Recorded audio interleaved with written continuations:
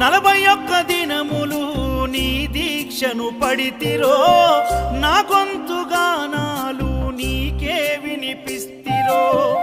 అన్ని వదిలి నేను నీ పూజలు చేస్తిరో, నన్ను నేను మరచి నీ సేవలో ఉంటిరో. భక్తితోని భజన చేస్తూ బయలుదేరితి, శక్తినిచ్చి నన్ను నడిపించు శబరికి.